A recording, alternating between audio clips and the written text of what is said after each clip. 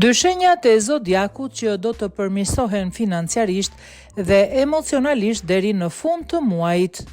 Dy shenjat horoskopit do të kalojnë një periudhë transformuese me energji pozitive këtë muaj. Plutoni shkon në prapavim në 4 maj, ndjekur nga hyrja e Mërkurit në shenjën e Demit në 10 maj, dhe këto dy forca hedhin themelet që kreativiteti të lulëzojë. Hëna e plot në Akrep u arrit vetbesimin, ndërsa në datën 20 të këtij muaji dielli hyn në shenjën e Binjakëve duke bërë këtë një kohë transformuese. Dashi, vëmendja juaj tani është tek financat tuaja.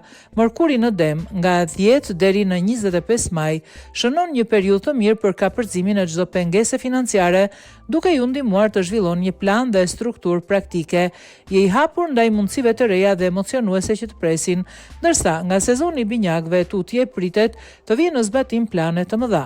Një moment tjetër i rëndësishëm do të jetë 24 maj, kur Saturni më në fund do të hyjë në shenjën tuaj, duke ju dhënë më shumë stabilitet për 2 vitet e ardhshme. Hëna e re në Binjak më 26 do të duket si një bekim me Jupiterin në të njëjtën shenjë, ndërsa vetbesimi juaj do të forcohet. Ky muaj do të vazhdojë t'ju transformojë, t'ju evolojë dhe t'ju fuqizojë. Përqafoj gjërat pozitive dhe të frytshme që do të vinë, ndërkohë që kultivon ambicjet e tua.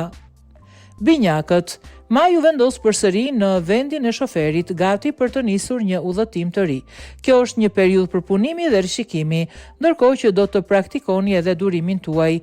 Mërkuri ka hyrë te Demi, duke ju lejuar të pushoni, dhe më e rëndësishmja duke ju ndihmuar të ngadalsoni ritmin dhe të relaksoheni plotësisht. Dielli hyn në shenjën tuaj në datë 20 të këtij muaji dhe sezoni i ditëlindjes tuaj do të jetë jashtëzakonisht transformues. Saturni hyn në Dash në 24, gjë që ju ndihmon të merrni frymë më lehtë.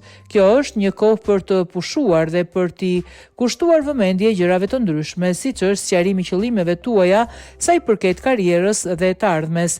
Planeti juaj sundues Mërkuri hyn në shenjën tuaj në 25 të muajit. Kjo është një mundësi për të përfituar nga njohjet ose për të krijuar mundësi të reja.